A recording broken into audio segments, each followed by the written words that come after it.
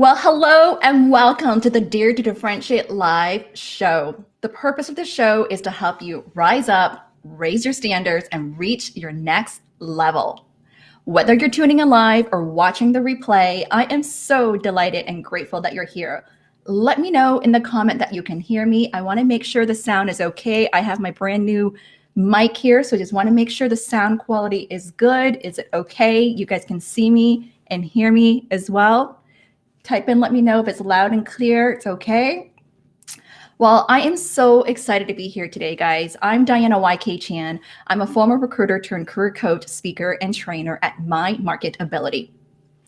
I work with ambitious professionals, leaders, and executives to find a meaningful career, navigate change, and differentiate as top talent so that they get hired and earn more. All right, so I just want to make sure all good. All right, I see you guys say all good. Amazing, amazing. So excited for you guys to be here. I am so curious to know, what are you curious about learning today? Because the topic is on building career confidence. I'm curious to know, when it comes to, for example, when I have greater confidence, what are some things that you feel like you can do more of? Type in the chat room. Let me know. I would love to hear that. Okay, amazing. Oh my goodness. All right, we got a good audience here. Hi, Jennifer. Oh my goodness, that's amazing here. All right, so many of you. Where were you guys from here? Oh, all over. Awesome, awesome. Okay, so today I have a jam-packed schedule here planned. I'm going to talk a little about in terms of why confidence is essential to your career and job search success. I'm going to also talk about what holds us back in terms of that could impact our confidence level, in terms of that could set us back for in our career, and then how can you build unshakable career confidence as well. Okay, so it's going to be about an hour of training, and then I'll open the floor up to Q&A as well. I'm also going to be checking into the chat room to see if I can answer questions along the way. Okay, awesome. Let me see here. What are you saying? Some of you here, imposter syndrome, working on imposter syndrome. Did you know that studies showed that at least 70% of people would have encountered imposter syndrome some point in their lives there, okay? Building confidence to network, just start a new job on Monday. It's a lot to learn. I want to get up to speed quickly and need some confidence. Amazing. Awesome. All right. Hi, Nathaniel, all the way from South Africa here. Awesome. Awesome. Okay, so just some quick housekeeping here. Replays will be available. You can check out my YouTube channel or on LinkedIn or on Facebook. At any time, feel free to click like and comment as well. I love to hear from you guys. I like to see the interaction. Share your thoughts, key learnings, questions, give me an emoji as well. That's when I know that you guys are paying attention as well. If there's anything that's resonating with you, type it in to the chat room. I encourage you to take notes. I've broken down the training where it's really easy for you to take notes as well. Okay, awesome. So let's just dive right into the training here. Okay, I'm going to kick off with a little bit about my career confidence building story. So growing up, I wasn't always confident at all. I actually had a language barrier because I moved here to Canada when I was 5, and then moved back to Canada when I was 10, and then moved back all by myself to Canada when I was 16. So I always struggled with my identity, and I had trouble with the English and Chinese language. In fact, when I was 10, when I moved back to Hong Kong, my Chinese was so poor that I dropped a grade. And I was the bottom in class. I ranked the bottom, like number 44, very bottom, because it was just so poor there. And what happened afterwards was that every single day I would recite and write 100 Chinese characters every day. And then 2 years later, I got back to the top in grade 6 there. But then coming here back to Canada when I was 16, I really struggled with writing essays. I had anxiety writing essays as well.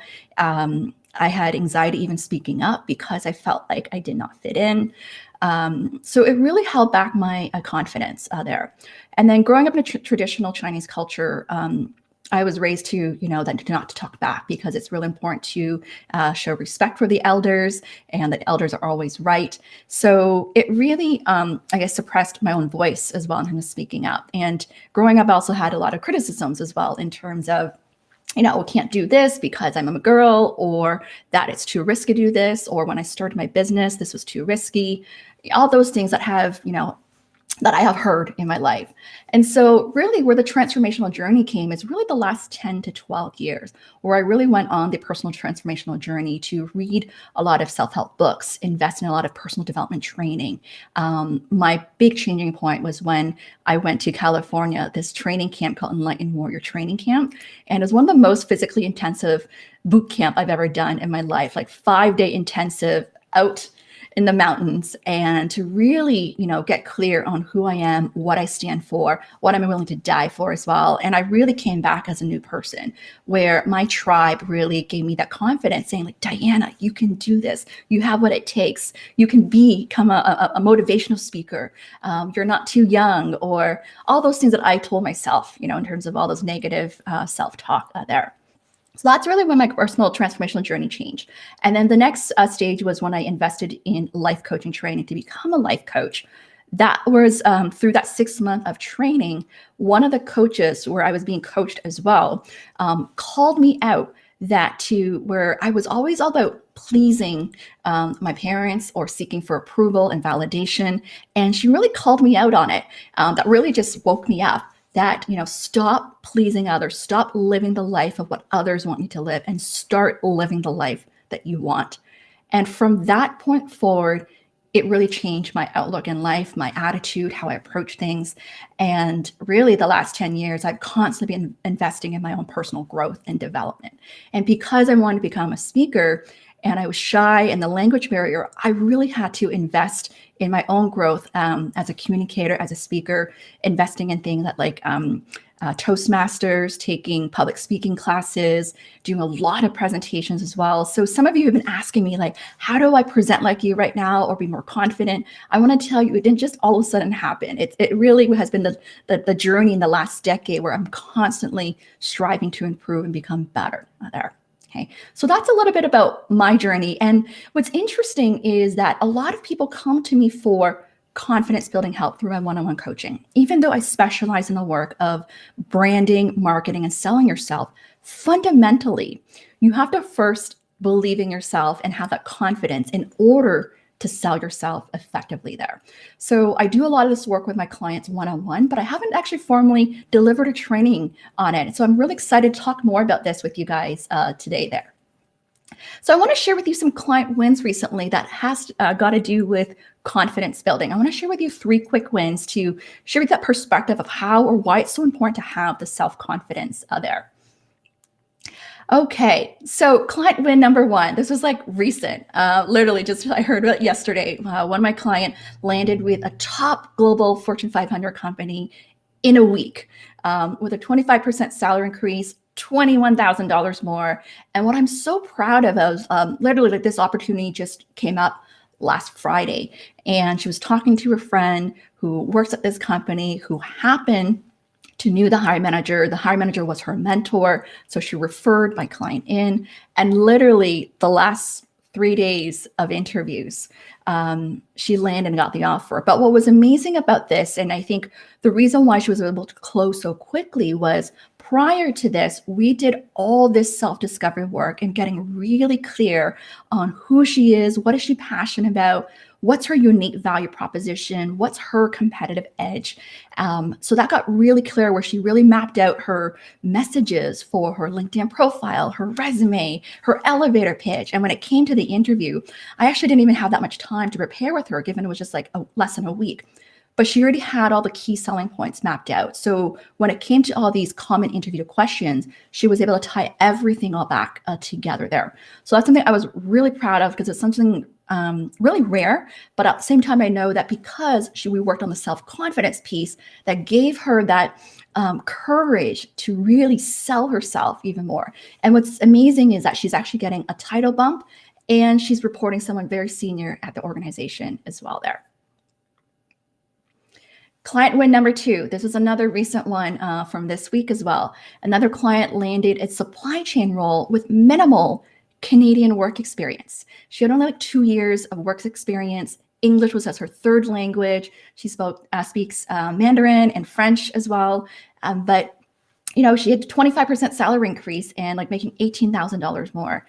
And what was so interesting about this as well, she actually knew who her competition was. It was actually one of her colleagues, which was kind of awkward as well. Like, it was actually one of her colleagues. But what she learned through our coaching together, she said, was learning how to be more confident and to really know what her edge is, her differentiation factors. So in her case, it was that she had international experience, that she's bilingual, that she speaks, 3 languages as well, that she was like the top performer at the company, like the number 1 performer in her team. And that really gave the employer the confidence. And in fact, she was able to negotiate for $5,000 more, which is really rare for someone with only 2 years of work experience. But she took my salary negotiation training to really understand what her negotiation power was. She realized that the role has been open since October so over 3 months now. They had trouble finding someone who is bilingual. And so she really leveraged that to her advantage. And this role also had that international component to it. So she really highlighted her international experience there. And then my another recent one is a client win number 3 who landed an SAP role within a week of interviews and got a 25% salary increase and $15,000 more. I guess it's a coincidence. All of them got a 25% salary increase. But my point here is with this client as well, she's actually been looking for quite some time. Like, she's relatively new to Canada, about a year or 2 in Canada. Was unemployed for over 6 months, found a bridge job, but wasn't the ideal job. And then we worked together to get really clear on her unique value proposition. And more importantly, it's really her self-confidence and believing her own value and her own worth. And we practice her elevator pitch, common interview questions. And I still remember when we did the mock interview, it was just, it flowed really well. It flowed really well. Before, she was intimidating. Like, you can tell even body language was just like slouching, softer voice. But through that practice, she was able to build that confidence. And I was so proud of her when this opportunity came up. She was able to close within a week. So my key learning here for all of you is, this is something I've been talking a lot about recently, is that first you have to recognize your value. Right? Identifying your core assets in terms of your strengths, your skills, your accomplishments, what you're proud of. You got to recognize that first. And then once you recognize it, you have to really believe in your value, right? You got to really believe in it as well. And once you believe in it, you got to be able to voice your value, to be able to promote yourself. And I'm curious to hear from you guys. Like, and I hear this a lot. Like, do you struggle with this in terms of even voicing your own value, talking about your accomplishments, talking about what you're amazing at? Is this something that you struggle with? I see this a lot with the clients I work with, and it's a process and a journey of also understanding, even if you think back when I shared my story, what are some things maybe in the past through either childhood or through, let's say, bad experience that may have impacted your confidence level? So for example, I was talking to someone yesterday who was inquiring about my services. She's been looking for quite some time, for a year. And the one thing that she shared was like, she heard about this negative feedback from a CEO of a company that, that she's, fluffy, or talking about like BS. And that really impacted her confidence. And it sucks, right? And then this is where we really need to be able to find the right people to help us with shifting that perspective and believing ourselves again. Okay. So let me see here. Yeah. Oh my goodness. I'm seeing here how to confidently introduce yourself, how to be more confident after being rejected. Okay. Self-worth and clarity, confidence and success. Absolutely. Absolutely. Okay. So these are just some quick stories that I want to share with you. I'm going to dive into my core part of the training here is I want to talk about why confidence is important to career success. And what are maybe those perceptions of how people may perceive you when you have that greater confidence there? And I will love to hear from you guys as well as you're hearing, as I go through these reasons, if there's any of these reasons that's something that you want to work on improving, because this is also going to help with the confidence building as well. Okay. All right. I'm just seeing here who said, Emily said, I got repeated negative feedback from a boss despite producing excellent work. Yeah. Okay. It really reeked of sexism and made me hesitant to share opinions and ideas. I hear you there. Yeah. Like some of these toxic workplace can really impact how we show up as well. Okay. All right. So reason number 1 is why confidence is so important is that presence, that you are seen as having greater leadership and executive presence, that you are seen as more charismatic, and you're more easily to get noticed as well.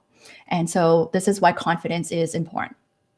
Reason number 2 is coming across as more positive, right? Someone who's more warm, approachable, friendly, inspiring, lifting others up. And I know in today's environment with the pandemic, employers do also want to hire people who have that positivity, positive mindset as well, so that they could also spread that positive energy. I have heard from one of my friends who's like a global CHRO at a company of how, when they've seen candidates talk negatively either about their boss or about even this whole current pandemic situation, it impacts their hireability as well there.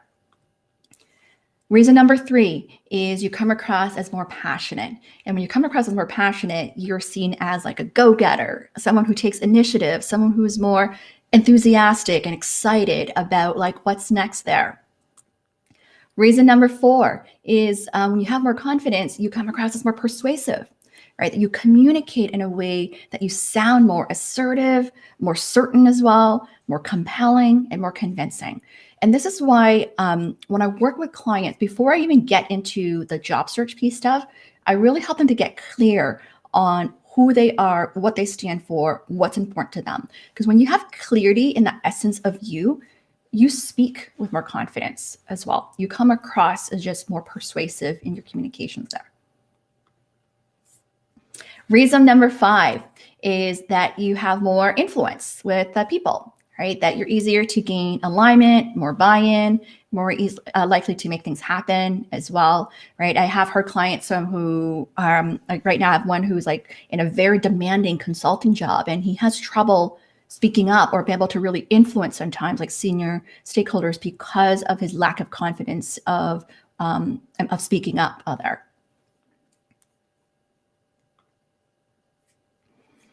Reason number 6 is that you're also seen as more as like a problem solver, that you're someone who's solution oriented, resourceful, you're seen as like a change agent, a go-to expert as well. So when you think about this, especially in this competitive job market, employers want to hire people who are problem solvers, who are confident problem solvers, even though you may not say have experience solving a certain problem in today's like environment. They want to see that you are confident in your approach, in your thinking, in how you'll tackle things and how you'll work with people there.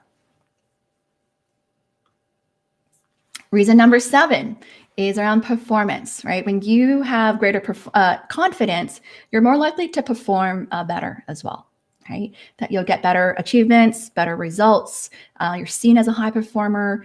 You're seen as someone who would add value to the organization as well, okay?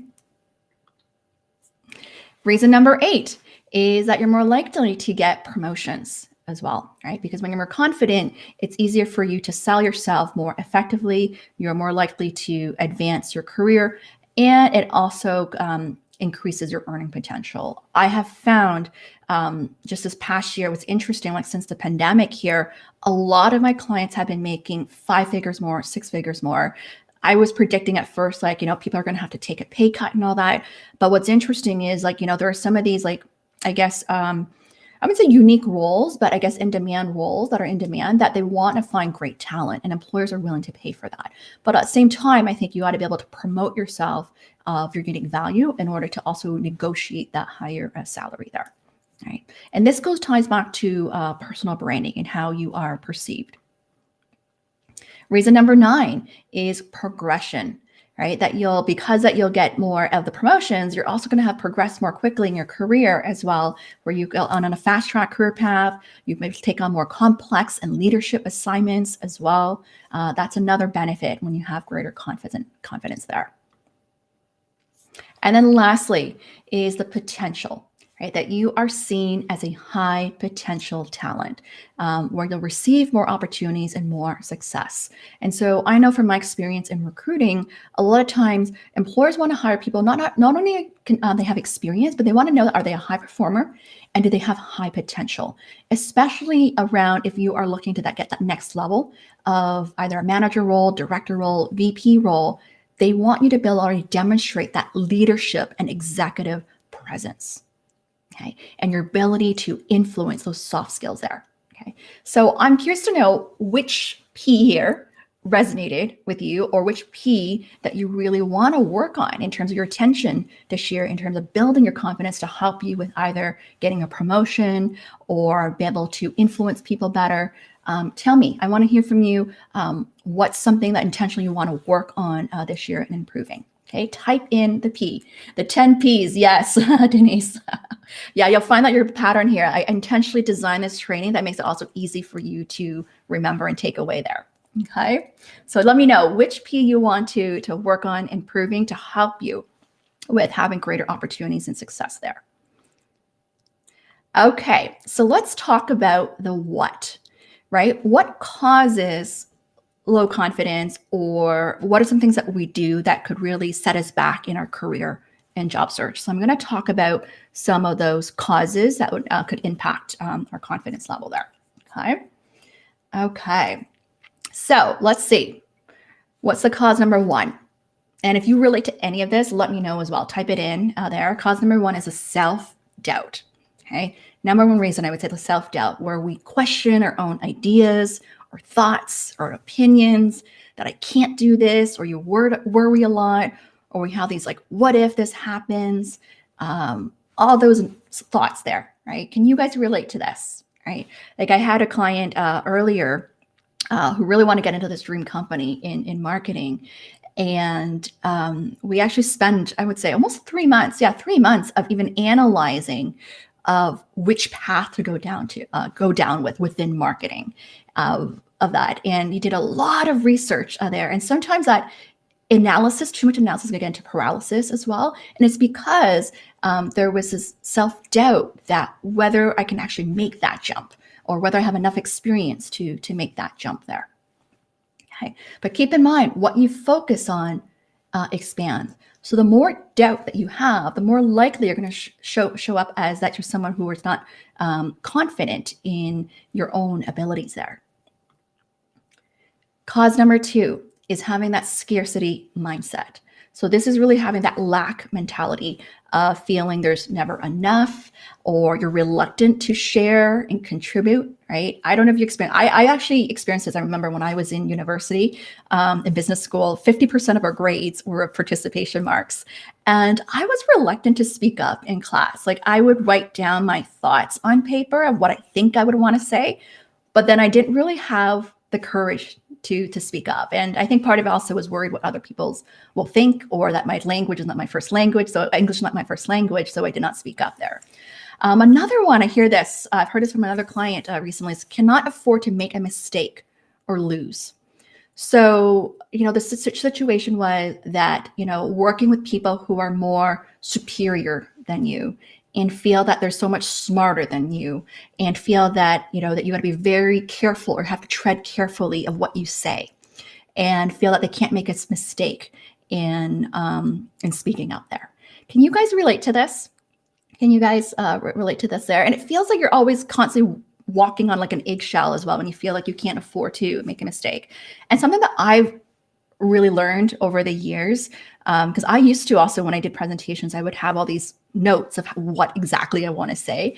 And it wasn't until I actually let go of the notes of what I really wanted to say, to really speaking from my heart and not worry about making a mistake, made me a more authentic speaker and more confident a speaker as well. And sometimes we got to ask ourselves, are we attached to a certain outcome, or that we need to be perfect in order to feel like for us to perform at our best there?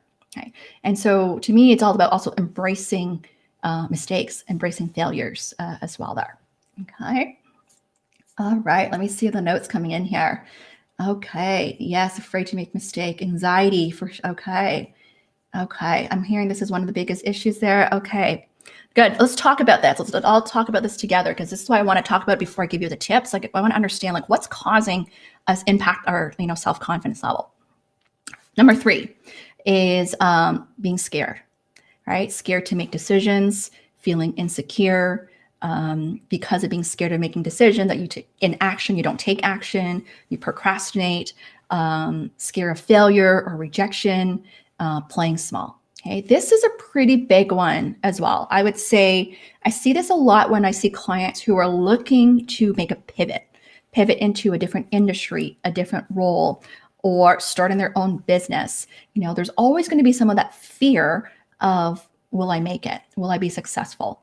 And what's really important here is we got to go back to, why do you want to make this kind of change, or why do you want this? What's important about it? And so I've been talking a lot about to make your why greater than your fears. When you make your why greater than your fears, you just feel like you have this, I don't even know what it is, a feeling that the fear doesn't matter anymore, right? So I've talked about how even for me, like last year running the Career Relaunch Summit, I was scared. But my why was, I really want to give back and make a huge difference. I was scared because I had less than 3 weeks to plan it. I was scared because I was interviewing some amazing people and I had imposter syndrome as well. However, I kept going back to my why. Why am I doing this? Why am I willing to put so many hours into this within less than 3 weeks? And so we ought to always go back to our why when we feel scared. Okay. And what's interesting, I find when I talk to people who've made, let's say, that significant career pivot, quitting a job or, starting their own business, when I interview them afterwards, a lot of times the response is, I wish I did it sooner. Or, that they felt like they just made up this, I guess, in their mind that it's impossible to do. And, when you think about it, it's really our own thoughts that we're making feel like that this is something that it's so hard, it's so difficult there. But when they've actually done it, it's like, why didn't I not do this sooner there? Okay. So a big part is also overcoming the fears that we have, right? The fear of failure there. The fourth one is self-sabotaging. Okay. You guys can probably, I don't know if you can relate to this. Okay. Having these limiting beliefs, right? That I am not good enough. I am not smart enough. For the longest time, I had that too, that I am not smart enough. Just because my grades weren't that great. So I'm like, I'm not smart enough. Having these inner critics, that's being so hard on ourselves, where we're constantly putting ourselves down, right? Or downplaying our achievements. I see this a lot with my clients, especially when it comes to, reviewing the proud accomplishments in their career. And a lot of times I'm hearing, well, that's just my job, or that's just part of what I do, right? And I think part of it is just we're not owning it. We're not seeing the value in it. And I think it's so important to take a step back when we really analyze it, reflect on it, how because of your, I guess, hard work that you were able to make it better. Right. So as an example, I had a client earlier this week when we had a group call with a group of our clients, 5 years of experience at a bank. And she's been recognized as the best of the best employee for 3 years out of 5 years. And that's an amazing accomplishment. Amazing, right? But she didn't feel confident in sharing it. And I think it's so important to take time and take a moment to reflect, wow, how did you get recognized to be the best of the best employee at a big bank? What did you do differently? Right? And really honor those qualities of yours and celebrate that as well. And I want to hear from you guys, because this is pretty common, I would say. Like even I the other day, I was also working with a pretty senior level client as well, at the executive director level, and I was hearing about her accomplishments, so amazing as well. But the body language was, I did this. And if you think about how you show up in an interview, you are self-sabotaging yourself. Okay. It's one of the probably reasons why you may not be moving forward. I hear it a lot of times that, I make it to the final round interviews, on the final candidate. And, something you want to ask yourself is, are you really showcasing your value and accomplishments and the results that you bring to an employer? Employers want to know that you can help solve their pain points, that you can help achieve their goals, that there are benefits of hiring you. So if you don't own it, they're going to have doubts as well. And that's not a good feeling for an employer to have. Okay. Awesome. Let me see here. Okay. Awesome. Okay. All right. You guys can relate to this.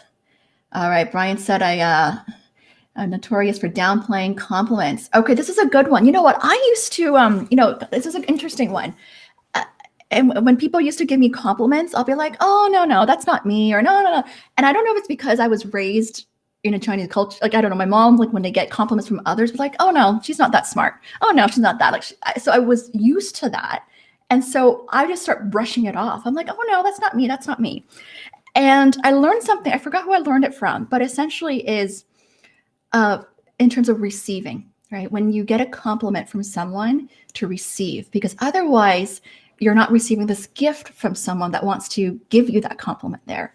So I've really learned over the years to receive and say, I really appreciate that. Thank you for your kind words, right? So just saying thank you versus downplaying, like, oh, no, that's not me. Oh, no, right? And that really shifted as well for me. Like, for the longest time, I would not own it. And until I actually receive it, you're actually then essentially seeing the amazing qualities about yourself there. Hi. All right. Yes, poor body language leads to failure. Okay. Oh, Sheldon, hey, I'm my biggest self-critic. That shakes my confidence a lot. Yeah, like being a self-critic sometimes, like, how that also impacts our voice as well, right? When we have these negative beliefs, and I'm curious, like, what are some of the things that you maybe say in your mind, how that might impact our confidence, or how what we say and how we show up there. Okay. All right. So let's talk about number 5. Cause number 5 is stuck, being stuck in our own old ways, bad habits, resistant to change, right? So this essentially is having that lack of growth mindset. And it's probably, it's just comfortable, right? I'm used to doing things a certain way. This is how I've always been doing it. And when you think about it, in today's day and age of change in the environment that we're in, employers want to hire people who can embrace change, who could, think of new ways of doing things, right? They're always looking for people to help them with either growing the company or how to decrease costs, becoming more efficient, more productive as well. So if we don't have this growth mindset or the innovative type of mindset, it's really hard to continue to grow and to get those opportunities there. Okay. So if you had that, like, and I see this a lot, especially for those, if you worked in the same company for a very long time, I'm talking like a decade or 2 decades period, you probably have, we've all had developed these habits of certain way of doing things. And so when it comes to making a change to a new employer, you want to showcase how you can still be creative, adaptable, that how you are doing things differently as well, like how you can approach a problem differently. And so I'll give an example, because I've done a lot of recruiting. Like, one of the things employers always look for is your approach to problem solving. And I remember when I was recruiting, even at Google, this was almost 10 years ago, but one of the things that they really talked about is in sales, I was recruiting for digital sales, was they really want to look for people who did more, they call it consultative type of sales, which is more like a consultant, where they are troubleshooting and really understanding the needs of the employer, asking good questions. And the example they use of what they didn't want of finding people is like the traditional car salesman, where it's more transactional. And so I think this is where part of like looking at how do you approach problem solving, how you think, is really important. And I find oftentimes when people get rejected, one of the core reason is what they call the criteria. It's called general cognitive ability, which is around your critical thinking skills, problem solving skills, how you think through problems. So something I really want to encourage you to think about is, how do I approach problem solving? What's my method? Like, what's your method? What are the steps that you take? Map that out. Right? People want to know what your methodology is, what your style is. Like, if you look at my presentations, the way I teach, I have my style and methodology as well, right? Like, I like to play around with words. There's just a certain style, and that's going to make you stand out as well. Okay. Awesome. All right. Awesome. Okay. I love all this, the chat here that people are typing in. I love this. Awesome. Yeah. If you're just joining in, I'm just talking about what causes low confidence. And then I'm going to move into how to build unshakable confidence afterwards. Okay. So cause number 6 is staying in your comfort zone. Okay. This ties into the stuck piece. You're staying in your comfort zone, playing it safe, avoiding risk, not growing. Okay. I'm sure a lot of you could relate to this as well, just because it's easy, right? It's comfortable. And I see this a lot, especially right now. I see some clients where they've been successful in their career, same company for some time. They want to make a change, but you can tell by the way they talk as well. I have a pretty good job already.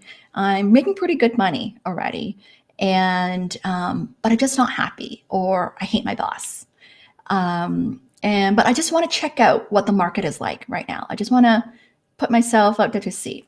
But here's the thing, is that when you are tiptoeing, or where you are on the fence of things, you don't come across as confident. And the way when you talk to people and network, people can tell that, they can feel that, right? Especially the language, like, oh, I'm just checking out the market to see if I want to make a change. The language is not as certain. And so it is so important I call it get off the fence, to make a decision, to decide that you want to commit to making a change, to actually growing, to actually want to do something different. It starts with a decision first. First is just tiptoeing, like, I'll see. Well, let's just see. If it comes, it comes. And that really slows down success, okay? Because you're in a reactive mode versus in a proactive mode there, okay? Can you guys relate to this there? I'm curious to hear about this. This is pretty common, I would say, that I see a lot, right? That there is this desire for wanting to make a change, but because it's comfortable and easy, they don't make a change, or because there's other responsibilities right now that's going on in life that, just want to stay comfortable here. Okay. And I would say right now with today's environment, like the pandemic and all that, things are constantly changing and moving. And so we can no longer really stay in our comfort zone anymore. And so for me, I have to tell you, like right now, something that I've been doing a lot, pretty much every week right now, I'm stretching out of my comfort zone. Like the fact that I'm doing even a live stream every week, it's a pretty big commitment. Like coming up with this new training that I've never delivered before, coming up with the new content, putting together all this stuff and promoting, learning how to do new videos. Like the other day, I just learned how to do like Instagram Reels, even though I've done videos, but it's a totally different in terms of editing. I'm just stretching out of my comfort zone to figure it out along the way, even though I don't have all the answers. Right. And so it's so important that you don't need to have all the answers or all the right answers or everything figured out before you move forward there. Okay. Awesome. Thank you so much for the positive feedback, guys. I appreciate it. Okay.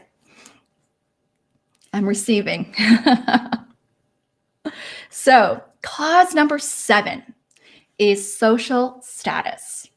Okay, so this is like, when you're working with people who are more superior than you, who have more authority, leadership position, they're more intelligent than you, elders, or they have very successful, or they have the fame or the popularity, okay, that you may feel like intimidated in talking to them. Can you guys relate to this? You can probably relate to this, right? When you have someone who feels just more superior than you, that you feel like, oh, I'm intimidated by them. Or, that you're talking to someone who's very popular, or you're like, oh my God. And I want to talk about this because, and I was thinking, I was thinking of someone as well, like who you mentioned, like, when talking to someone who is more senior than them, we feel that we always have to say the right thing or do the right thing, or that we need to impress them. And to me, I think what's more important is to be able to showcase more your thoughts, your opinion, your point of view. And so I'll give you an example. When I recruited for a top MBA school, I recruited for an executive MBA program. And I was like the youngest manager, like recruitment admissions back then there. I was always meeting with very successful people, successful executives, CEOs, SVPs, VPs, directors, managers, you name it. And I remember at first I felt very intimidated as well, because I'm like, I'm meeting these people where they have, 1, a lot more experience than me. 2, they have like a much more senior title than me. And 3, like they know a lot more than me in the industry, in the role. I'm like, how am I going to have a great conversation with them? And something I really learned from that, 1.5 experience in meeting some really like top executives was, what's more important is not that you don't need to impress them that their company, their industry, or their vertical, the profession. What's more important is that you have this curious mindset, that you are curious to understand, why are they looking to pursue an MBA? What's holding them back? And a lot of times what's interesting, a lot of these very successful people, so they feel like if they didn't have the education, I feel like something's missing, that I feel like I'm not smart enough, or I don't have enough, that I need to get an MBA for more credibility.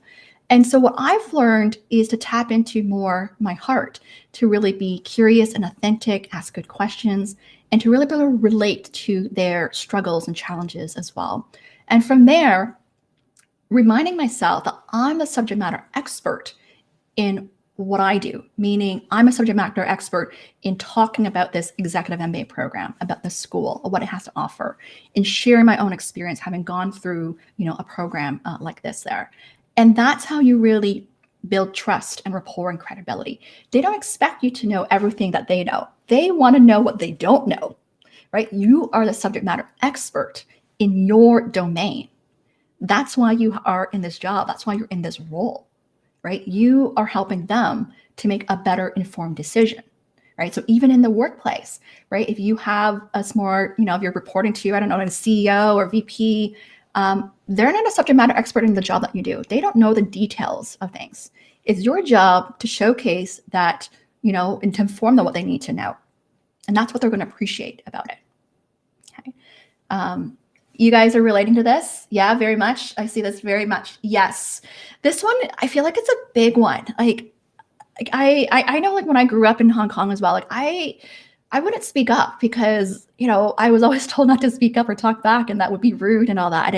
But it wasn't until I did this job where I was working with people who were a lot more senior than me, a lot more just experienced than me, that I learned to just be me versus trying to impress. It was just more about building relationships and understanding their goals and desires, as me putting on the coaching hat on, of uncovering what's important to them.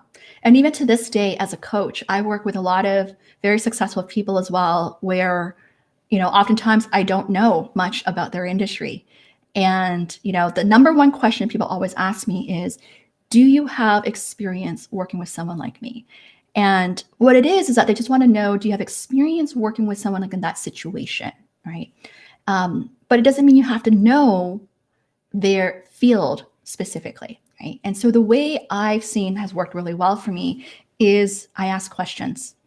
I ask questions to understand, their desired role, what's really important to an employer, right? What are they looking for?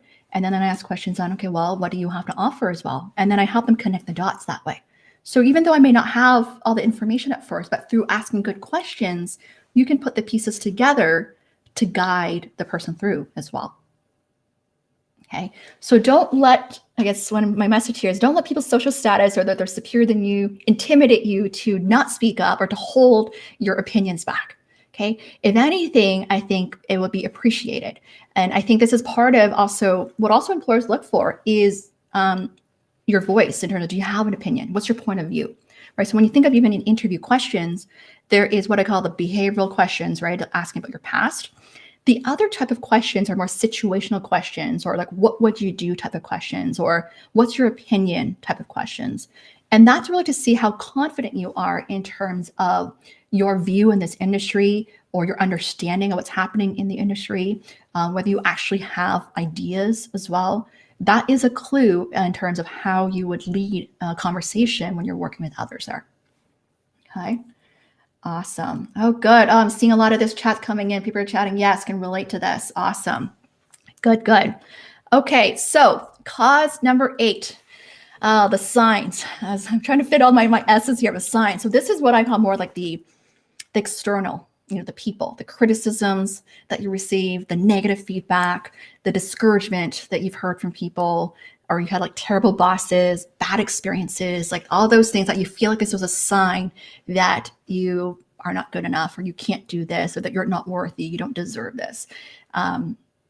This, I don't know if it's pretty common, but I can really relate to this. Like for me, I grew up where I felt like I always had a lot of negative criticisms, meaning that I'm not smart enough, or I'm not beautiful enough, or, I'm not fit enough. All those things I've heard, like, even when I went back to Hong Kong, like there's always these, like, I'm not enough there. And I remember, I guess, what was I trying to say here now? My bad. What was I trying to say? I lost my train of thought here. But, with all these negative criticisms, you start to sometimes believe, like, whether you can really have what it takes, right? And so it's so important to take these, what I call negative experiences or bad experience, to see it as a learning opportunity. What are the lessons learned from here? And use it as what I call like a fuel, like fire, to give you that fire to be like, no, that's not true, right? And to really use it as a launch pad that you have what it takes to do what you want. Okay, so I'll give you an example. Actually, like when I started my business 10 years ago, my mom said that it was just too risky, that, that's not stable, that I'm not going to be able to make a living from this. Like my parents wanted me to become an accountant or in finance or become like an actuarial because I was good with math and numbers. And I went down a path that is so different, like in the people business of helping people. And so when I started my business, like she said, like, it's too risky not to do this, right? Or when I went back for my MBA school, I was told that by being too ambitious and too smart, that no one will love me. And, that hurts. It really does hurt. But I think when you can then surround yourself with the right people who can lift you back up and tell you that you are worthy, that, even my husband tell me, like, you can be as smart as you want and ambitious as you want, and I'll be supporting you. Right. And I think it's important that to ask yourself, like, are we surrounding ourselves with the right people that will lift us up or drag us down there? Okay. And use these negative experience as a fuel to do what you really want. Okay. This one, I feel like we can talk forever about this because I'm sure I've heard so many people, tell me that they've had bad experiences. Like I've had bad bosses as well in the workplace. I've been told, negative things as well, that I had to leave the workplace there, that, the HR wasn't on my side. So, you start doubting, right? Like whether it's something wrong with you as well. And so this is where it's so important to get back to yourself as well. Okay. All right. Cause number 9 is seeking validation, approval, and being liked. This is a big one. I hear this a lot from my clients, especially I would say for more female clients, I would say, of wanting to be liked, want to get the validation. And, it's just a feeling, just want to feel valued, right? And what happens here is when we're always seeking for approval, we're always feeling that we're not enough, right? Because we're always trying to please them there. And so check in on this one. Like, are you always seeking for that validation, that encouragement, right? It's nice to get that, but don't depend on it, right? Meaning don't depend your self-worth, your self-value on people telling you how amazing you are. Okay. You need to also first acknowledge that as well. Okay. This is a big one because I hear this a lot in terms of, if I do this, what will they think? Will they like it? Or will they approve of me? Right. And this caused a lot of worry, like a lot of worrying as well. And I have to tell you, like, even for me, for the longest time, I was seeking for approval or validation from my parents. It wasn't until I did coaching training like 10 years ago that I had this aha moment that I've always been living a life where I'm trying to please them, or to like feel like that I'm being the best in terms of role model for my siblings there. And it wasn't until I had the aha that I was able to, okay, I could still be respectful and love them as well, but at the same time I need to be strong and saying, like, this is who I am, this is what I want to do, and this is what I stand for as well, right? And to be okay with that, even though when it's hard, even though when it hurts. Okay. All right, the last one here, and then we're going to go into the strategies. Okay, the last one here is on struggling with communications in terms of marketing and promoting yourself, owning your value and your worth, having like weak body language and tone of voice. This one I would say is pretty common with a lot of clients I work with, especially because a lot of clients come to me for helping them land a job. And with interviews, you have to communicate. And verbal communication skills is one of the top skills employers look for. Okay, even though if you're going for like a technical role. Okay, and so this is something we really need to work on because because I'm going to keep in mind, like in terms of message impact, right? 93% of your message impact is based on your body language and your tone of voice. So how you say what you say, right? So when you think of even in the virtual world right now, your body language in terms of your posture, how are you sitting up straight and tall? Are you owning your presence there? Is your facial expressions showing that you are confident, that you are certain? Do you have a strong, assertive tone of voice as well? These are things that we can all work on, because if it's something that you struggle with, it's an area that you really want to master, especially if you're looking to either get a job or to advance in your career there. Okay. This is something I had to work with. If I look back some of my videos over 10 years ago, I had a much more higher pitched tone of voice and more younger voice as well. And now I think because for me, I've matured and I've grown and I feel more confident as well. Like my voice has become more like a deeper tone of voice there. And this is something I just also really worked on, but still sound like me. You still want to sound like yourself at the end of the day. Okay. Oh, so Susan said, I spent my life trying to please others and do what make them happy, but not anymore. Yes. Amazing. That's great to hear. Not anymore. Amazing. Amazing. Okay, so I'm curious to hear from you guys. Which ones have impacted your confidence level? Out of these ones, these S that I've talked about here with the struggle and all that, which ones have impacted there? Type in the chat room to let me know. I just want to see which one has resonated with you.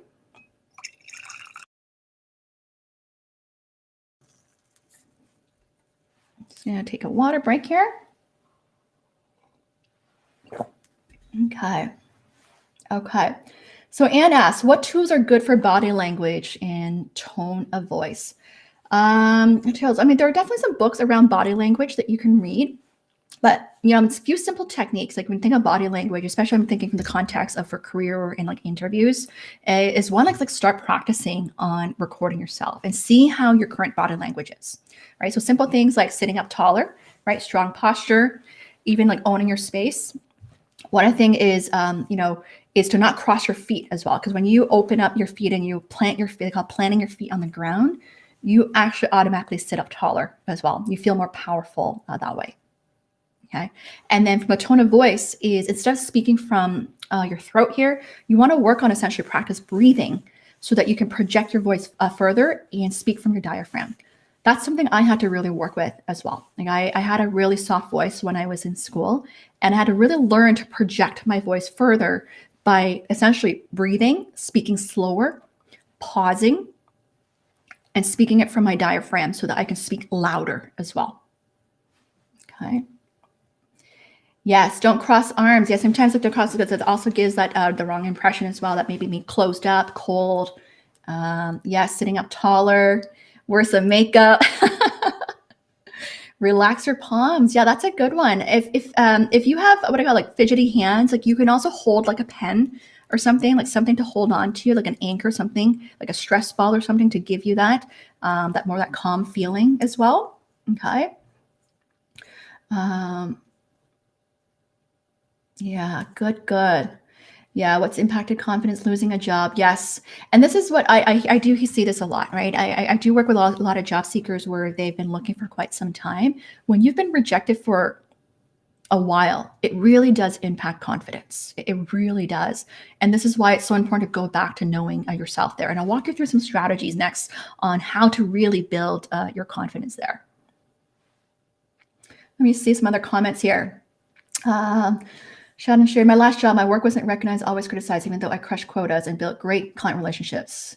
I may have PTSD, but I used negative experience from the last job to fuel my growth in my new job. Oh, I love that. My confidence is a bit shaky, but I need to trust myself more. And yeah, amazing. This is where taking it baby steps, right? It's not going to all of a sudden, one day, like even after taking this training, all of a sudden you're going to be so confident. It's something that you have to intentionally work on to build on. It's like an ongoing journey for all of us. So thank you for sharing that, Sheldon. I really appreciate that. Right? Yeah, watching your energy level. That is so key, right? Especially virtual. I say this a lot. Like you'll see, like even for me, I would say virtual, you actually need to amplify your energy more. And I know this is hard for those who are introverts, but you can still, amplify the energy, the enthusiasm level so that people can feel you there. Okay. Awesome. All right. People pleasing. Yeah. Okay. Okay, so question here, how do you communicate with confidence without sounding or projecting a wrong impression that you are overly confident? Okay, this is interesting, meaning that you may sound as arrogant or boastful. How do you communicate with confidence?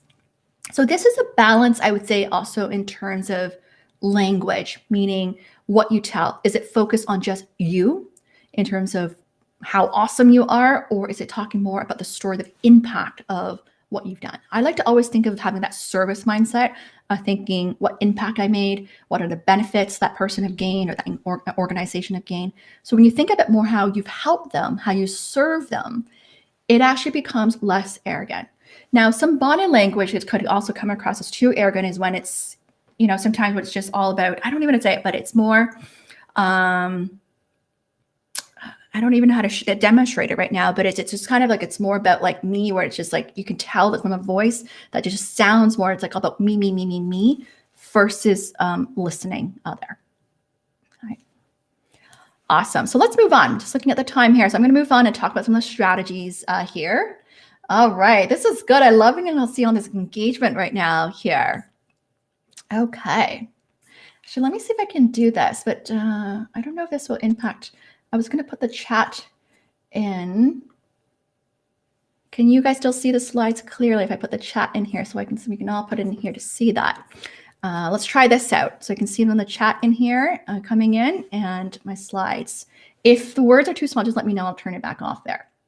So let's go into how to build unshakable confidence. I'm going to walk you through 10 strategies there for you to think about. And I want you to take notes and let me know as well which ones you want to work on. Okay, I'm going to ask you that question at the end of which strategy you want to work on building unshakable confidence for your career and job search. Strategy number 1 is to connect. So this starts with connecting to yourself, to your essence and truth. You really want to have clarity of what you want and what you stand for, right? This goes back to the internal, right? A confidence is really part of that feeling as well. It's not until you've achieved something you feel confident, but it's also that go connect back to yourself. Who are you? What do you stand for, right? What's important to you, right? When you have greater self-awareness, you make better choices and it leads to better results there. Strategy number 2 is to connect. Is to choose. Is to choose, right? Meaning to deciding that you want to choose to be confident, to show up more fully, and to really speak up. Okay. This is all about making that decision, right? Remember I said earlier about getting off the fence. Indecision there is that you want to choose to be more intentional in how you show up to a meeting, that you're going to choose to speak up in a meeting. Okay. And I hear this a lot from some of my clients right now saying like they want to work on just speaking up. And it could just be as simple that you're going to start sharing your opinion more in a meeting. Okay. Strategy number 3 is change. This is a big one. This is about changing your state, which is your mood. So Tony Robbins talks a lot about this. He's really big on this, changing your state, which means changing how you feel, changing your attitude, changing your outlook. And a great way to do that is it's really through movement, moving your body, when you're going for an interview or before a call, if you're feeling nervous, you can just pump yourself up or whatever, doing that power pose, just changing the way how you feel would have a big, big impact there. Okay, changing your state. This is a huge one. I remember when I did the Walking on Fire, I did it twice at the Warrior Camp and Tony Robbins Unleash the Power Within. They spend so much time on working on our state, meaning like how we feel and how we think and what our focus is, because that's going to impact how we'll show up, right? In my previous talk, I talked about when you change your thinking, you change your attitude. And when you change your attitude, you change your behaviors. And when you change your behaviors, you change your actions. And when you change your actions, you change your performance, right? So it all starts with that piece around our thinking and how we feel there. In terms of habits, right? What kind of habits that we can have to have, better habits and building a greater confidence. So, this is a big one. I want you some things that you can do is like, let's say affirmations. I really like affirmations because it is also starting to reprogram your mind. So a simple exercise would be the I am statements. So instead of saying, I am weak, or I am not smart enough. You want to say like, I am capable, I am smart, I am valuable, I am a high performer. Start writing even those I am statements. I remember when I read the book by Dr. Wayne Dyer, which is Wishes Fulfilled, he really talked about the power of I am statements. And that really changed the outlook for me in terms of paying attention to the language that we use, as that's going to definitely change how we feel and how we perform at the end of the day. Okay, so pay attention to those thoughts there. Okay, and other things you can do is journaling. Journaling those thoughts as well. Okay. Actually, I'll give you something simple, like even this, like as an example, like even like yesterday, my son had an interview for a grade 1 interview with the vice principal here yesterday on Zoom that we're applying for this private school, and we had to practice because he actually just hasn't done any video interview calls or anything like that. Like he's in daycare right now in Montessori, and so we had to practice in terms of his speaking on camera. We had to practice him like reading. And a few things that we really practice on was also his being, right? We taught the being and the doing. The being meaning, at first when we practiced, he was like kicking his legs on the table and all that, and like slouching and all that. And, I wasn't like hard on him or anything. I just encouraged him, like, sit up taller, speak louder, smile and all that. And we practiced a few times and really made a huge difference. I noticed, I gave him like positive words of encouragement. I said, "You're doing a great job. I'm so proud of you." And he performed well during the interview there. And so it's just that sometimes like it's a reprogram our subconscious mind that could also impact the performance there. Okay. Yes, positive mindset is key, Rose said. Yeah. Meditation really helps. I'm glad to hear that, Emily. That's great. Yeah, meditation can really help calm our mind. So if you're really nervous, you tend to be nervous for interviews, meditation or just quieting our mind could be a good exercise there. Strategy number 4 is challenge. You want to challenge yourself, right? This goes back to stretching out of your comfort zone, right? Conquer your fears, any of your limiting beliefs that you have.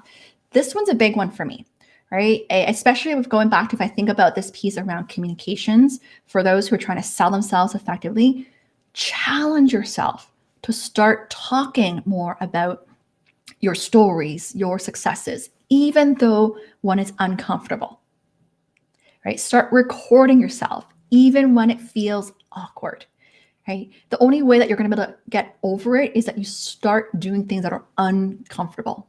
Okay, you're not going to all of a sudden be comfortable with speaking on camera or promoting yourself. It takes practice to do it over and over again. And I see this when I do mock interviews with my clients. When we first start, it's awkward. We're trying to figure out the pieces, what it sounds like and all that. But by the time we get to the third round or fourth round of practice, you can tell it's ingrained in them. It's more smooth. It sounds more persuasive and convincing as well. Okay, so I want to challenge that. I want to ask you guys as well, what's something that you want to do to really stretch out of your comfort zone? I had a client who is a trainer. She's a trainer in the beauty industry. And one of the things that I challenge herself to do, because eventually she also wants to do more on camera teaching as well.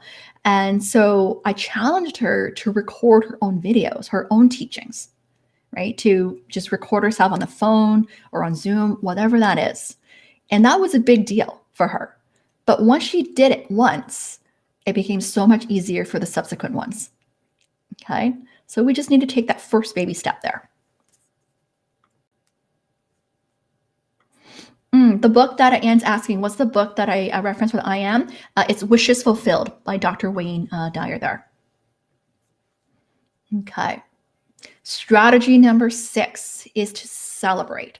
So this is celebrating your progress, your wins, acknowledging your own achievements as well, like giving yourself a pat on the back, reminding yourself of who you are and what you're great at. I feel like we don't do enough of this. We don't do enough of this because, it's like oftentimes we achieve a goal or we did something, we move on the next task there, right?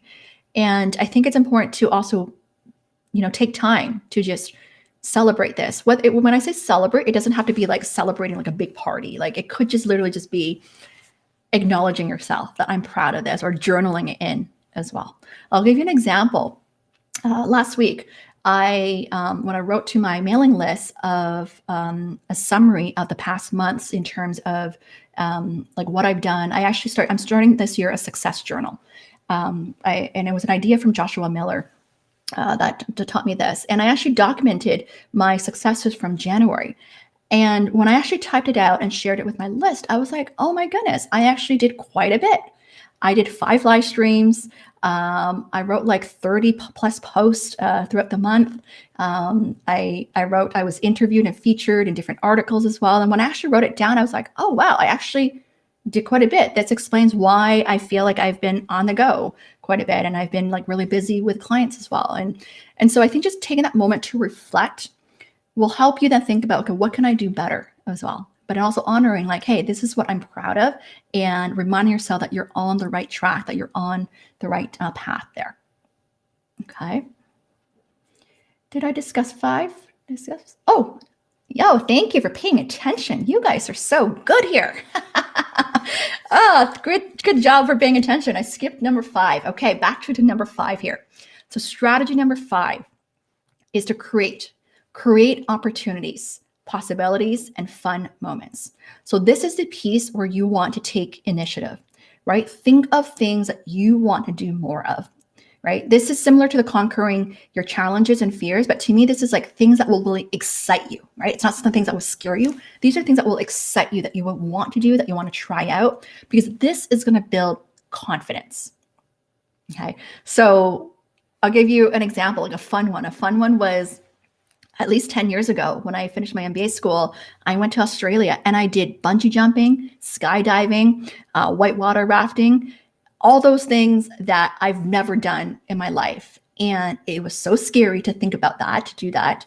But when I did it, it felt so good. And I was like, I felt, grew my confidence as well, especially when I did skydiving, going at 200 kilometers an hour, going down and seeing like the Great Barrier Reef. That was so fun. Creating these opportunities for yourself. So for example, when I did like the summit last year where I planned it in 3 weeks, that's something I've never done before, but it was also very fun. And I learned so much from it. Because of that experience, it was what led me to running a weekly live show. Had I not done that, I probably wouldn't have started it yet, right? Because I did 20 interviews in 2 days. It gave me enough the confidence that I could start doing this on a weekly basis there. Okay, so find those, I call it purposeful, meaningful projects that you can pursue, right? Where you can do things that you love, that you're great at, and that you're going to enjoy there. Okay, so that's strategy number 5. Okay, good stuff. Thank you for paying attention, guys. Okay, so number 7. Okay, so number 7 is communicate. So this is a big one in the career space, to communicate with intention, right? Whenever I go live, I always think about my intention of why I'm doing this. I also think and visualize like the people that I'll meet, who I'm serving. I'll think about the struggles, but I also think about like my opening in terms of my intention, like how do I want to show up? What do I really want to say? How do I want to make people feel? And that in a way primes in terms of how I feel as well too. So just setting that intention is key. And I keep it simple. My intention is to be of service, to add value, right? To inspire and empowering others to own their greatness. It's very, very simple for me there. And then, keep in mind that we talked about the body language, the tone of voice, the eye contact, looking at the camera when you were talking, the smiling can make a big difference as well. It's building that warmth, right? A big piece is also that likability, which is really building that warmth where people can feel your energy, okay? Especially now in the virtual world there. And then the last thing here is voicing your value. So this goes into whether it's your job searching or in the workplace. So let me talk a little bit about this. And if you think back about those examples I shared earlier, those stories of client wins, it is really going back to what do you want to highlight about yourself, right? So if you're in the workplace working, you don't need to always talk about, hey, these are my strengths, this is what I'm amazing at. But in your one-on-one discussions, let's say with your boss, you can maybe talk about your lessons learned, right? Like through this project, I learned these skills that has helped me to da-da-da-da-da. So it's just that conversation, through that conversation, that people will pay attention to, the self-awareness piece there. Okay. Now, in an interview setting, you do want to be what I call more clear and more convincing. So I'm a really big fan of using the power of 3 techniques. Okay. For those clients who are here, like I always work with, like, what are your top 3 unique selling points, right? Identify your top 3. And then from there, define what it means. What does that quality mean to you? And then from there, you want to identify a proof point, right? Something to back it up, evidence of support, a story or an example to back it up. Right? I like to play around with words. So for example, like the other day, I'm working with a client in healthcare, and she's all about improving patient experience. That's the arc in terms of the overall branding per se, in terms of what she stands for. And under those 3 pillars, I was listening to what she enjoys doing, what she's good at. I helped her come up with 3 pillars. Like, one is around partnerships that she's really good at, like building external partnerships. The second is around process improvement, which ties into operational excellence. And the third one is around project implementation. And so what was great about that, right, in terms I helped her came up with that arc and the 3 pillars. My challenge to her now is think about essentially, what does that mean, right? The definition of that. What does that look like? And then basically figure out examples, the proof point for credibility of times when she demonstrated these type of qualities or these strengths there. Okay, so that's something you can do. It doesn't have to be with like the P's or C's or whatever. Right? I just do that because that's just what I'm good at. But you can definitely come up with a word, for example, right? Like that you maximize profitability, you optimize performance, whatever that is. Just use like a powerful adjective, like a soundbite that makes it more catchy to an employer. Because the point here is that you want to make it easily memorable and that they can retain that learning there. Okay. And this is why you'll see with a lot of my trainings, I do this because the intention is also to help you retain your learning there. Okay. Awesome. Okay. Strategy number 8 is to cut the comparison, cut the social media consumption. Studies have shown that, I don't remember what the stat is, but essentially people have become have lower self-esteem or lower self-confidence because of social media consumption there. Okay, so cut down on that. If you're constantly, like, say on like Instagram and feeling that you're not enough, or like people have living this like great life, just cut down on that and just stop that comparison as well, because that will definitely impact our mindset and our confidence level there. Cut out negative people. This is probably a hard one, to be honest, but if you feel like you have people in your life that is putting you down, that is criticizing you all the time, you need to do something about it. Okay, because it's not healthy, let's just say. And I know it's hard if it's like, say, someone close to you, let's say a family member as well. But you just have to put your speak with love, essentially, and state your reasons of why you need to distance them a little bit, right? You can still be in touch with them, but you probably just don't want to surround with themselves too much there. Okay, that is really important there. Okay, strategy number 9 is competence. So you probably have heard the saying of what competence breeds confidence, right? So meaning that when you get better at something, you also get more confident as well. So this is all about, one, first having that growth mindset, right? So that you are constantly learning and growing. You're leveling up your skills. You want to get better and better, right? That whole getting 1% better every day. If you read the book Atomic Habits, it talks about that concept. When you, what was that number here? I forgot. If you work on 1% better every day for 365 days a year, by the end of the year, you are like 37 times better, right? So if you work on just that 1% incremental improvement every day, by the end of the year, you're going to be 37 times better there. Okay. And the other important thing here is, in order to build that confidence level, is to get feedback. This is something my speaker, Tiffany Uman, talked a lot about last week. In order to fast track your career and advance your career, is to get feedback. Understand how others perceive you at work, as that has a great impact as well, okay, of how you need to adjust your style there, okay? Yes, people only put their best side on social media. It's not real.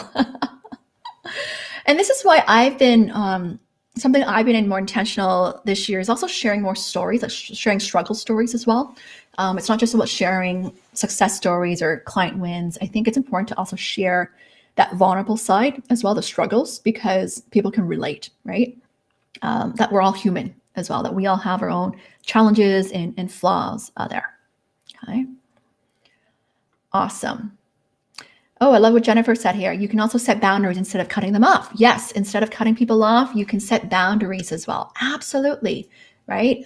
Boundaries is key. You have to set boundaries as well. That's so, so important there. Thank you for that, Jennifer. Strategy number 10 is to channel your alter ego, right? I like this one, especially my kids love this. Like they love superheroes. So they're always dressed up in like superheroes, like Batman, Superman, Flash. And I've seen how when they are dressed in that superhero that they channel that and they feel more powerful, they feel stronger as well, right? Studies have shown too, like, before an interview, if you do these like power poses, like, like the Wonder Woman, or doing like these stretches as well, like an athlete before a game, you appear more confident. You appear more attractive and more marketable as well. So it could be just something so simple that could make a huge difference. So something I've been talking about, when people say, oh, I'm really nervous for an interview, or I'm really worried about this. I had a client like this, like going for his dream job. The entire coaching conversation was like, I'm really worried that I'm going to find out about this. I'm really worried I don't have this. And you got to change that language, change that thinking as well. And just by simple sayings like, I am so excited to talk about XYZ, or I'm so excited to share about this. Just by saying that multiple times, you appear more confident already. And studies have shown that, just changing that language before you go into an interview or a meeting, it changes how you're perceived there. Okay. So yeah, try that power pose, visualize success. I'm really big on this. So, even just taking that time to imagine, if you're going for an interview, like how it would go, right? Imagine, like close your eyes, imagine the people that you're meeting, what questions they'll ask, the conversation you're going to have. And essentially you want to really picture these positive feelings so that you can feel that energy. So it's like programmed in you as well. Okay. And another thing that ties into this is it's so important to calm your mind, like especially for those of you who are nervous for a presentation, a meeting, you have to minimize any distractions. So meaning minimize even like checking your phone, social media, minimize that if you have like a busy schedule, you want to minimize all that. Because the more you just have a lot of information that everyone wants your time and energy. You're not focused. You're not centered. So you need to stay centered and grounded to help you be on your A game there. Okay. So is this help? Yeah. Melanie says athletes use these strategies all the time. They work. I forgot. There is a study that said that the athletes where they actually visualize, or Olympians as well, visualize at them actually like winning, that they actually perform better there. Okay. Amazing. No more stinking thinking. I love that. Oh, that's great. Okay. So my question to you, I gave you 10 strategies. What are the top 3 strategies you want to focus on? Okay. What are these top 3 strategies? Okay. So feel free to type them in because I want to see that you guys remember, right? So we talked about, what did I talk about? I don't even remember all of them now, but we talked about one around the competence, right? The choosing to be more confident, connecting to yourself as well, challenge yourself, right? To finding, what is that? The other is a cutout, comparison or social media consumption. These are all great strategies to help you towards building more confidence for your life and career and your job search. Ooh, let me see here. I love seeing this. Challenge, create, celebrate. Connect, challenge, competence. I love seeing these 3s. It makes me happy.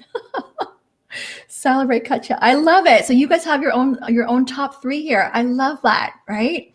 These are the hashtags. Type it in there. Yes, give me some likes and emoji. I love this, right? Like this is your intention, right? The reason you're showing us because you want to build greater confidence.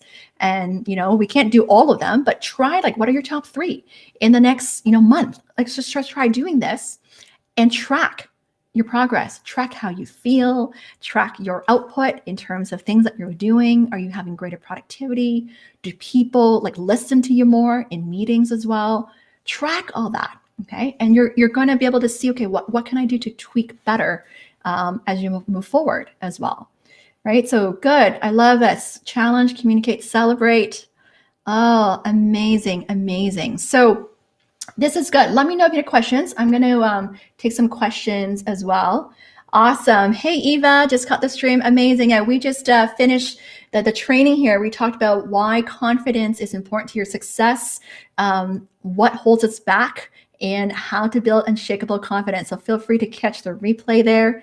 Amazing, amazing. So let me walk through a few things and feel free to type in your questions. I love seeing what your key learnings are here as well. So if you guys want more free resources, feel free to come on over to my website at www.mymarkability.com/resources.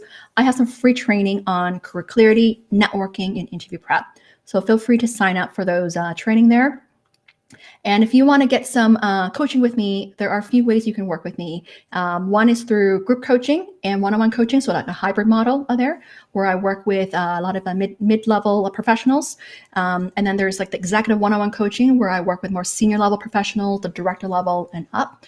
And then I also have online courses as well. So feel free to just check out my website at programs there to take a look at my program offerings.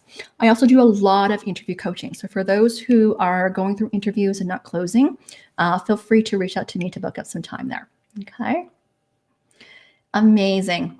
Okay, so I want to share with you some upcoming events just so that you know what to expect as well. Let me share with you some upcoming events.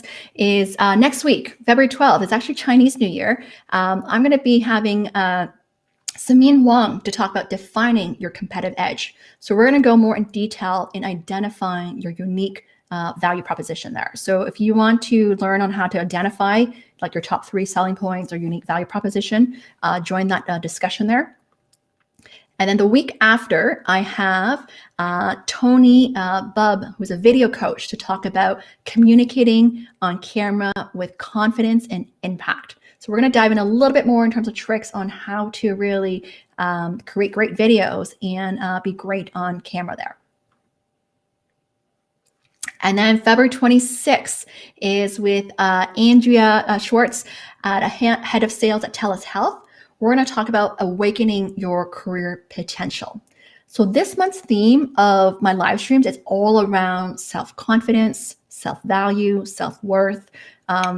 I really like it. I'm actually really excited about this month. I don't know if it's because I have this warm and fuzzy feeling with Valentine's Day coming up, Chinese New Year coming up, Family Day coming up as well, that I want to do something that's related around that, that self-love and self-care and self-confidence there. So come on over to my website to register for these events. If you guys are interested in joining, just click on events there to sign up, and look forward to seeing you guys at these upcoming trainings as well. So let me see, what are the questions here? Oh, thank you. I love the heart emoji. Thank you, Melanie. Awesome, awesome. So let me see what questions are coming in. And if you haven't subscribed yet, subscribe to my YouTube channel. Feel free to share it with others as well.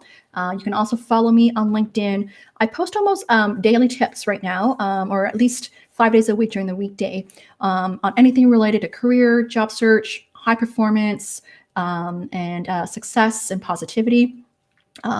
Also, I started to be more active on Instagram. I just started this week, creating Instagram Reels, which is like 15 to 30-second videos. And I love it. And it got me thinking about communications here, because you only get 15 to 30 seconds of an opportunity to get your message across. It's actually a great exercise to think about what you're trying to say. So if you just go on, even I have 2 videos. One was on how to build confidence, and then the other yesterday, I celebrated client win. And it really got me thinking like how I can map out 6 or 7 or even 8 messages in 15 seconds. And I bring this up because for those who are going through job interviews, or if you need to present in front of executives, you have to master your communications and getting to the point.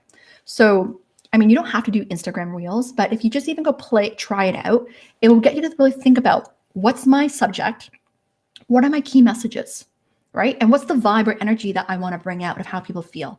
So I thought I would share that because it really got me thinking, like, how can you get all your messages across? And when I was counting my the reel yesterday, 15-second video, I was able to get 8 messages across. That means every 2 seconds, I had 1 new message there. Okay, so it's very different from like my long form training. So it's stretching me out of my comfort zone as well, and to think in a more concise format there. Okay, awesome. So let me see what questions there are. Okay, so let me see here. Thank you, thank you, thank you. Let me see what questions. Okay. Okay, so the question around problem solving and earlier the approach to problem solving, is there something specific employers are looking for? You know what, it really depends, I would say, but when you think about problem solving, and I think of it from, solving like a business case, for example, there are usually some elements, right, in terms of one is identifying what the problem is. Like, do you understand the root cause of the problem? And then second is, do you understand your goal? Like, what is the goal of this problem that you're trying to solve? And then third is actually, how do you actually solve this problem? So what kind of analysis do you need to do? Whether it's internal analysis, external analysis, and then we think about, well, what are the options that you want to assess, right, in terms of ideas that you have? And then what are the pros and cons of the option? And then we have the recommendations. What is your pitch? What is your idea that you want to recommend? And then what's the call to action? So I pretty much just walked through a very high level problem solving framework, but that pretty much sums it up. Like, people want to understand, do you understand the problem? Do you know how to analyze it? Do you know what your ideas are? And what is your suggestion? And what's next? Okay. That's a really good question. And to me, this is a lot of practice. Like, for those who are more analytical roles, or we're in consulting type of roles, or we have to do case interviews, I'm actually seeing more of this past year. I don't know if it's because of the pandemic. I think it is that employers are doing more of these case interviews to really understand how you think and how you work. Like the other day, I was talking to a friend and client of mine. She had to do a hardcore Harvard business case over the Christmas holidays. And there were 3 parts to this case, like part 1, 2, and 3 that she had to solve. And we were talking how it was like going back to business school. But that was like really hardcore and intense for like, a marketing role. And so if you're going for one of these analytical roles or more senior roles, you probably want to be prepared for these type of interview questions or case study questions there. Okay. Awesome. Good. Thank you for the positive feedback, guys. I love this. Let me see if there's any other questions coming in. Melanie talked about here. I read a brag file is a good idea. I am starting that. Yes. My friend, Kamara, who is a resume writer, she talks about this as well, having a brag file, like to yourself. And this is something essentially documenting your accomplishments, your results, what you're proud of.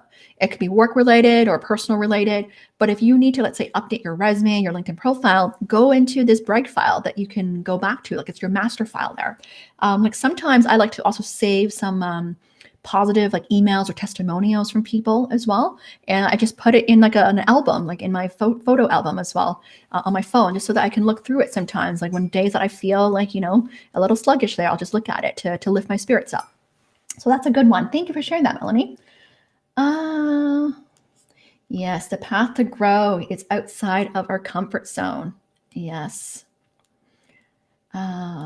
Changing focus helps a lot to put yourself in difficult state of moods. Absolutely. Yeah. Good. Awesome.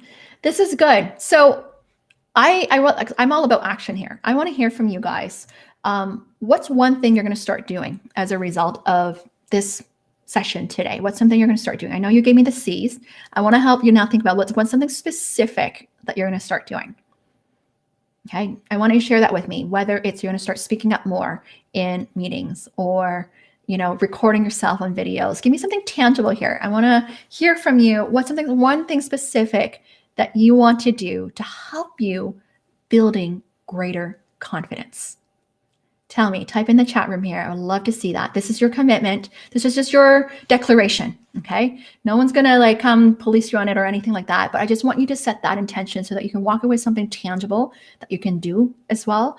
I know when I take a lot of these personal development courses, they talk a lot about taking massive action, right? And it's like building a habit. Once you start doing it, you keep just doing it, for the first, is it how many days? 66 days. 66 days, it becomes a new habit, okay?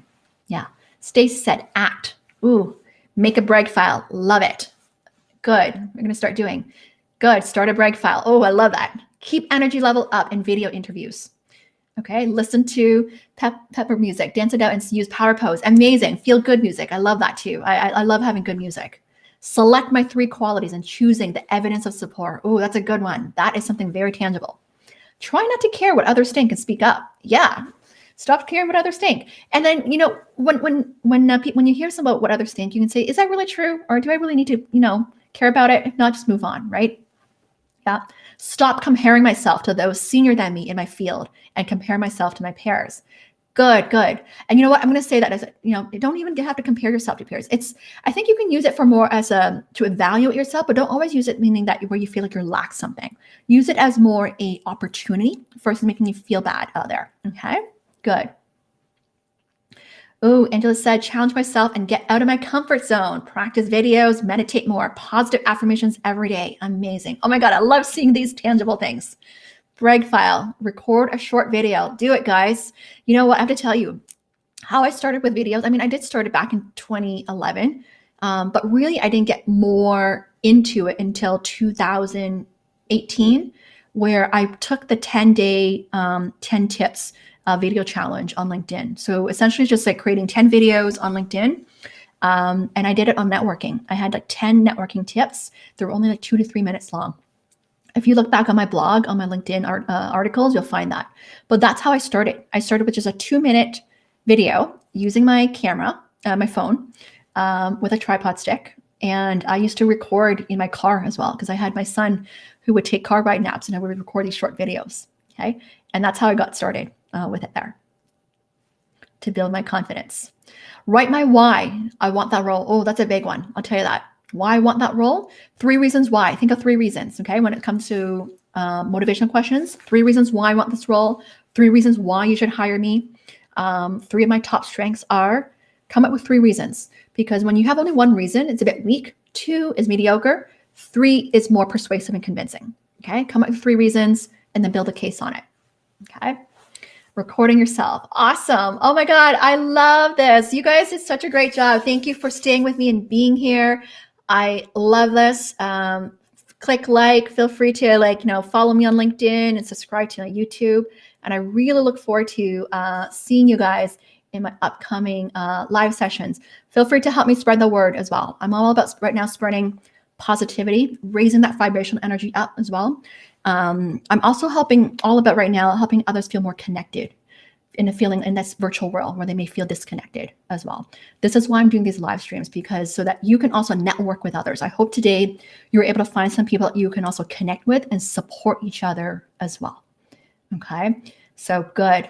Oh my goodness, amazing. Thank you. You're welcome, guys. This was so fun, and I really enjoy being here with you guys, and I look forward to seeing you guys next week. Cheers.